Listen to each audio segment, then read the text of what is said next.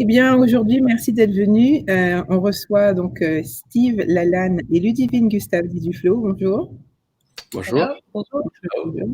Donc, merci d'avoir accepté l'invitation de Love 360 degrés, 365 jours. C'est une invitation pour tous, en fait, à expérimenter notre vraie essence, qui est l'amour. Et aujourd'hui, on veut tout simplement parler du leadership. Et je sais que vous êtes des leaders dans votre domaine et des leaders tout simplement.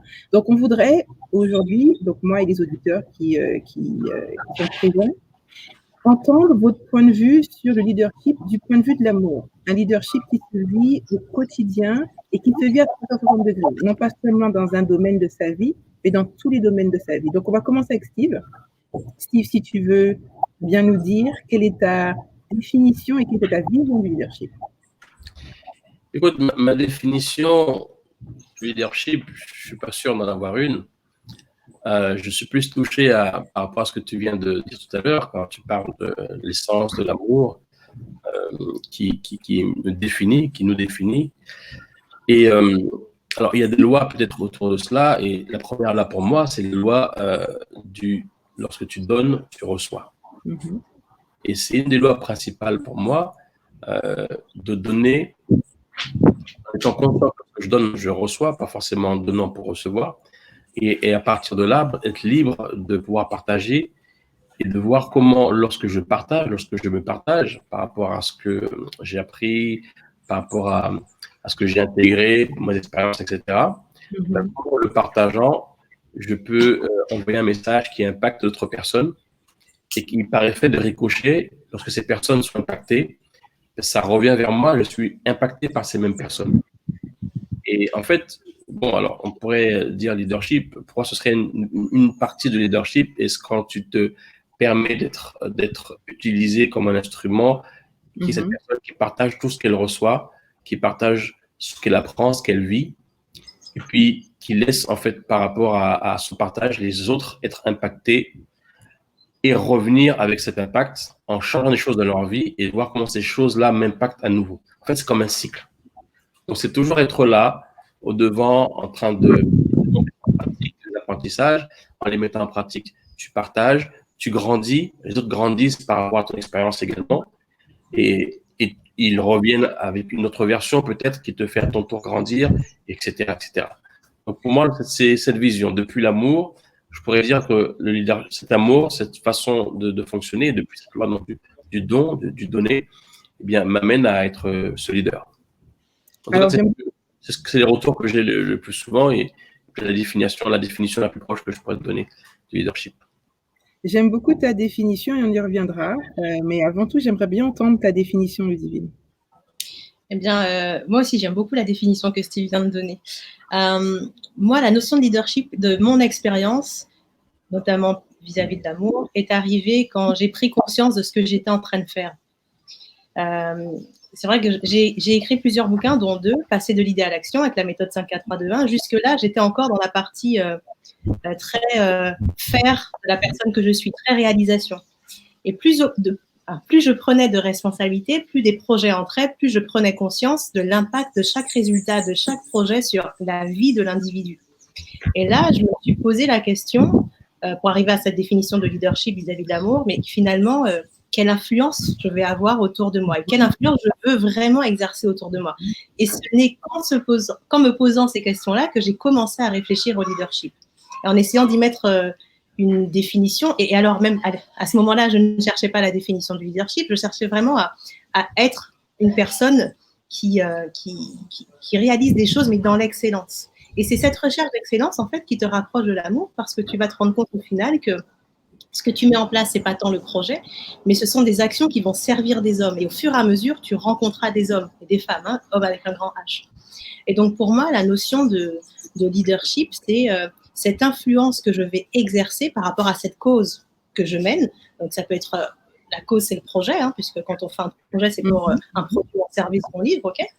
Mais c'est surtout quel souvenir et quelle transformation je vais occasionner. Et pour moi, c'est ça le leadership tiré et orienté par l'amour. Et juste pour redéfinir aussi, puisqu'on parle de leadership, on parle d'amour.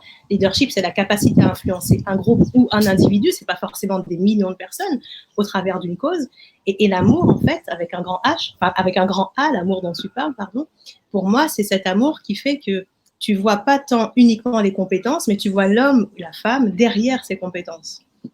Voilà, donc pour moi, c'est tout un ensemble. Et comme dit Steve, est-ce qu'on peut vraiment le définir?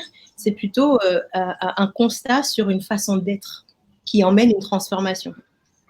Alors, allons justement sur cette définition d'une manière d'être, en fait. Et alors, il y a beaucoup de choses que vous avez dit en commun, qui est la notion d'influence et que je partage, la notion d'impact, la notion de savoir que, un peu comme tu disais, Steve, c'est un cycle, en fait. C'est un cycle où tu donnes et tu reçois, et tu donnes et tu reçois, et tu reçois et tu donnes. Alors, dans cette optique-là, finalement, ce qu'on donne, c'est soi, en fait. Écoute, c'est curieux que tu amènes ça, parce que il y a ça 2 jours, je faisais une réflexion, j'avais une interview sur la mission de vie, Purpose of Life. Et je me suis surpris en train de revoir ma copie, revoir ma définition de la mission de vie, lorsque j'étais en train d'en expliquer un peu qu'est-ce que c'était pour moi. Et je me suis surpris à dire, alors c'est ces moments où c'était cette inspiration qui vient et tu commences à dire des choses et puis tu commences à recevoir l'information que tu es en train de partager. C'est pour ça la notion de donner est bénéfique pour tous, en fait.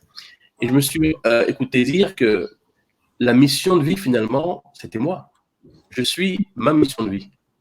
Puisque dans mon unicité, ce que je vais amener à l'humanité, il n'y a que moi qui peux le donner. Donc, la mission, c'est moi. Je suis la mission de vie. Je suis ma mission de vie. Et en ce faisant, ben, peut-être que mon objectif, simplement, c'est de vivre, d'être authentique, de reconnaître mon essence en tant qu'amour. Et à partir de là, laisser la vie passer au travers de moi, être cet instrument qui est utilisé par la vie pour mener à bien cette mission. Mais en gros, la mission, c'est moi. Je suis la mission. Je suis la mission sur Terre pour l'humanité. Et c'était juste extraordinaire parce que ça a fait taire beaucoup de conversations, beaucoup d'opinions, de croyances que j'avais, peut-être de comparaison, peut-être en termes d'objectifs X ou Y. Mais lorsque j'amène tout à mon unicité, ça devient beaucoup plus simple.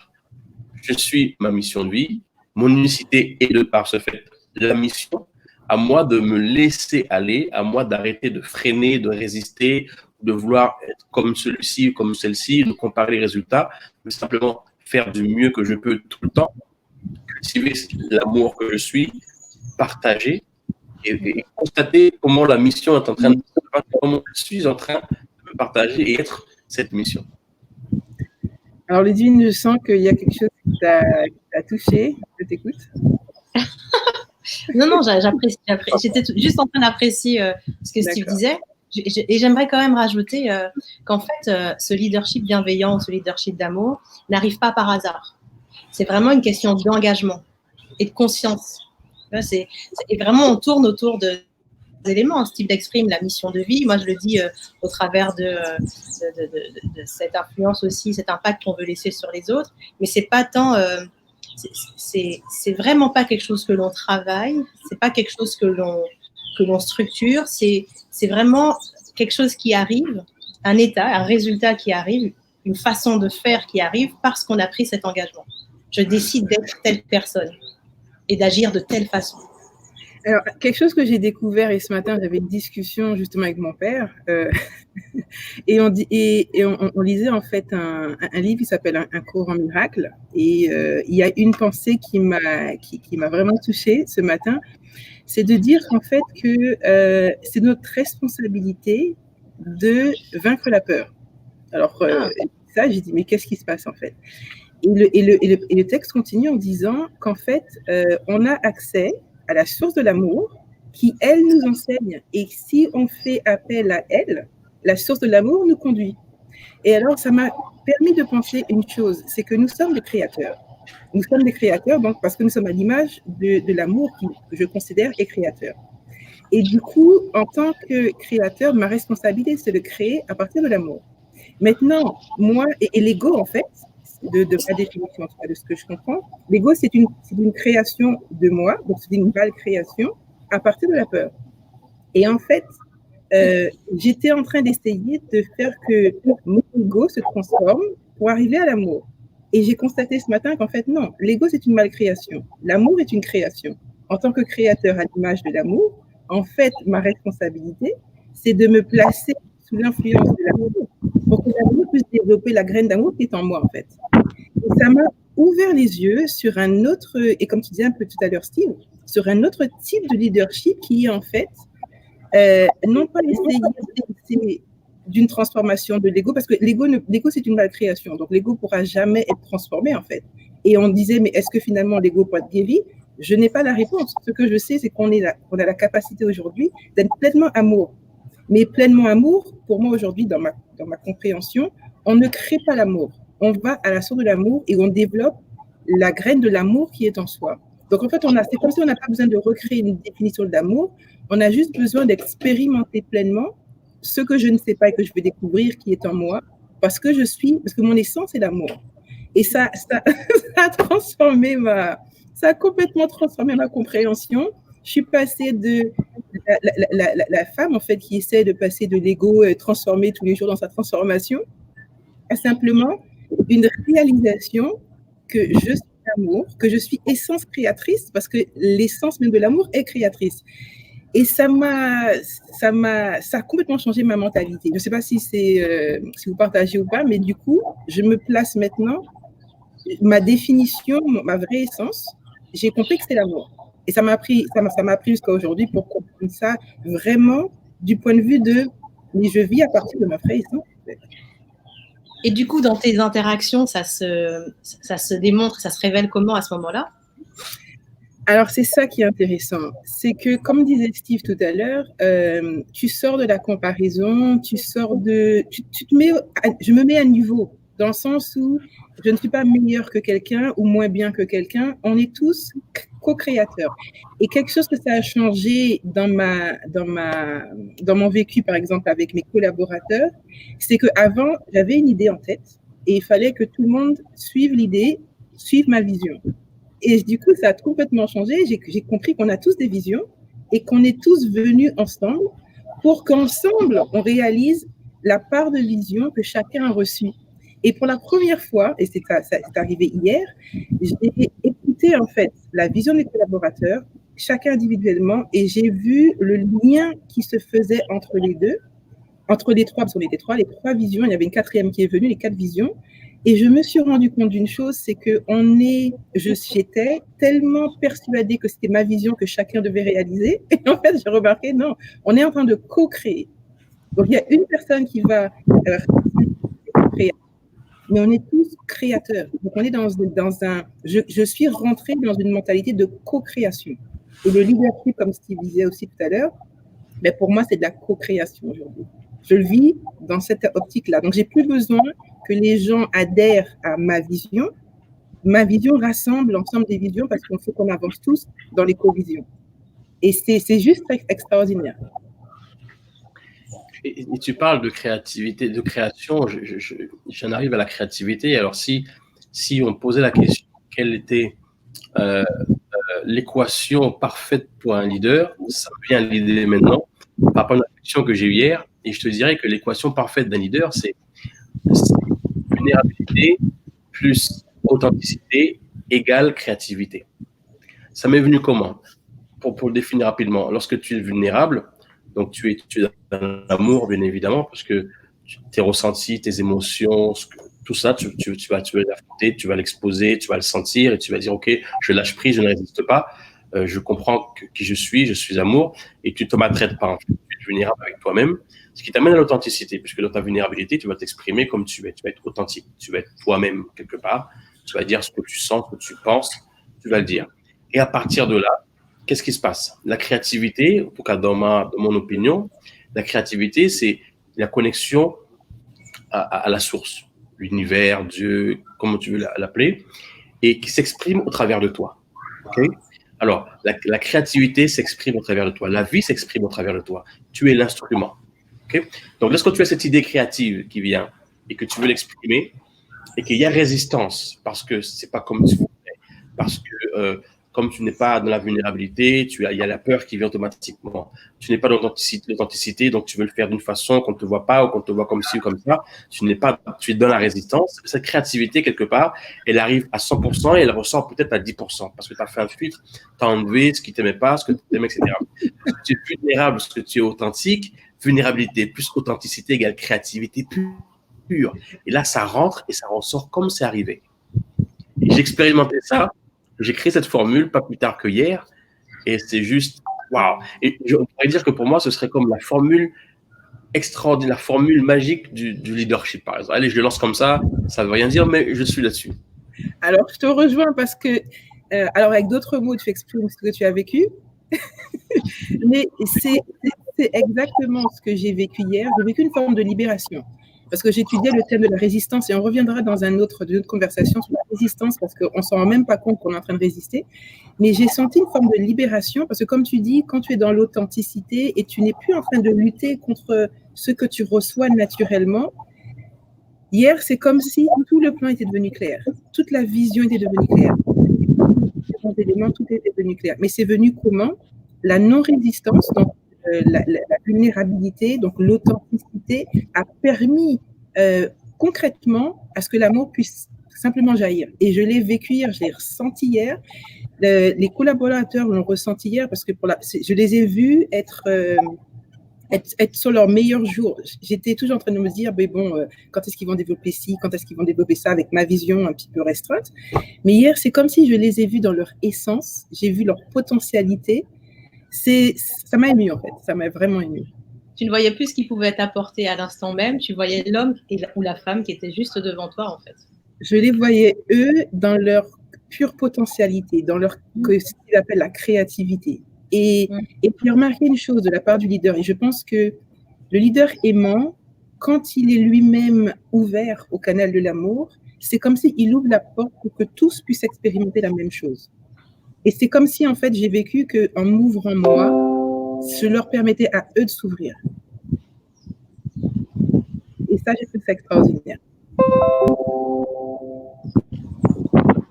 à fait d'accord. J'ai pu l'expérimenter lors des ateliers que je faisais. Et lorsque je donne l'atelier, je fais l'atelier, d'avoir cette position de partage, non celui qui vient enseigner, sinon celui qui vient déjà apprendre.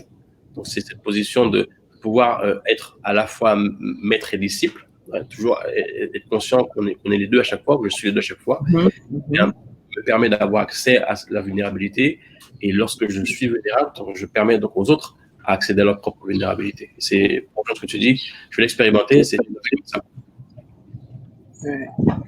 Et donc, un des traits du leader aimant, c'est pas en fait attendre de l'autre, c'est vraiment montrer, c'est pas montrer, c'est être soi pour permettre aux autres, c'est ma définition, pour permettre aux autres d'être soi.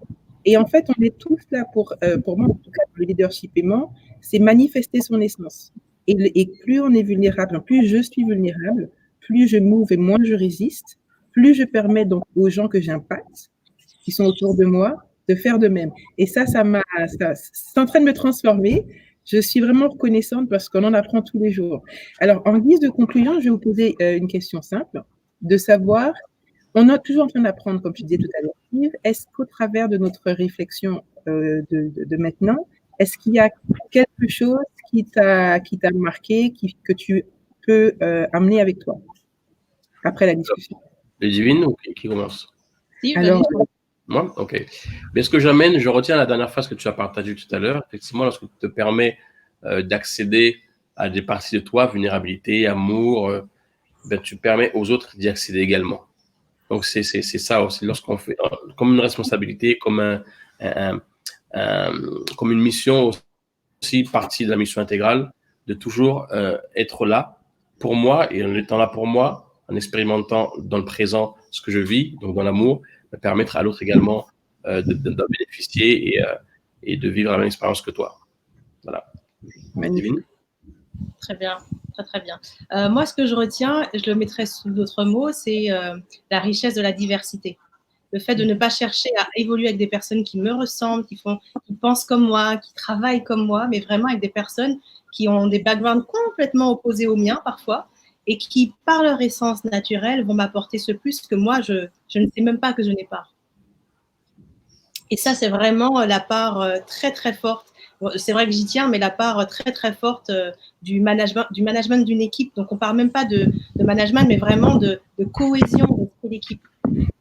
Il y a un point à retenir, c'est aussi celui-là, qui vient en complément de ce que vous avez déjà dit tous les deux. Alors, je vous remercie vraiment d'avoir pris de votre temps précieux pour participer à cette discussion à cœur ouvert.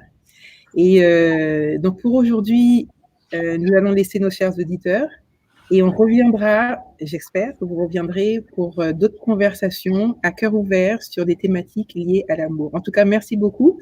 Alors, on va juste peut-être laisser l'occasion aux gens de vous suivre. Donc, peut-être simplement donner vos…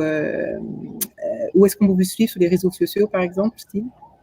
Alors, sur les réseaux sociaux, en français, donc Steve Lalanne, alors précisez bien à la fin.fr. Et là, sur Instagram. Et puis à partir de là, Facebook pareil, .fr, stevelalanne.fr. Et sur Internet, stevelalanne.fr également. Ludivine, où est-ce qu'on peut te retrouver et te suivre? Eh bien, sur le site internet osevivre.com ou encore sur les réseaux sociaux YouTube, Instagram et Facebook, Ose Vivre. Et sur mes réseaux personnels, Ludivine Gustave Duflo, tout simplement. Parfait, parfait. Bon, on espère vous retrouver bientôt. On espère que vous reviendrez. En tout cas, merci d'être venu. Merci pour votre plaisir. Et je vous souhaite vraiment de continuer dans votre mission naturelle d'impact. Merci. Merci Stella. Merci Stella. À bientôt. À bientôt. Au revoir.